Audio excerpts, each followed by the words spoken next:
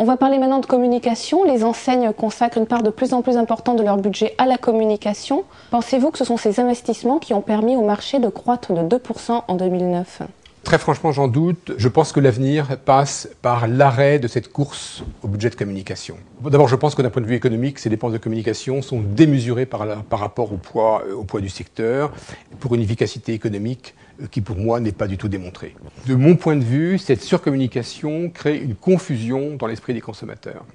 Parler plus fort que les autres à la télévision, ça peut être utile pour fédérer un réseau, encore que, mais ça ne crée pas de valeur ajoutée pour le consommateur. Et aujourd'hui, la différence se fait essentiellement par la vedette qui porte le message. Quel type de communication faut-il adopter aujourd'hui ?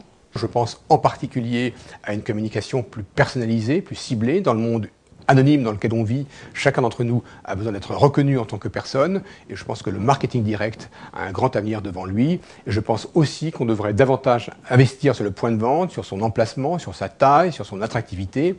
Et je pense là aussi qu'on devrait investir davantage en formation.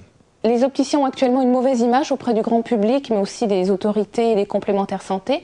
Comment redorer le blason de la profession ? L'image de la profession est dégradée, et d'ailleurs cette dégradation est entretenue par des émissions de télévision, par des articles de presse qui s'appuient, dont la coïncidence d'ailleurs m'interpelle parfois, mais qui s'appuient, il faut bien le constater, sur certains manquements à des règles d'éthique de certains opticiens qui font un tort considérable à l'ensemble de la profession. Les opticiens sont dépendants les uns des autres, il faut que ces agissements cessent, et je me réjouis de voir qu'un nombre croissant des acteurs du marché de l'optique mettent en place des chartes, mettent en place des procédures internes et sanctionnent ceux qui ne respectent pas la règle.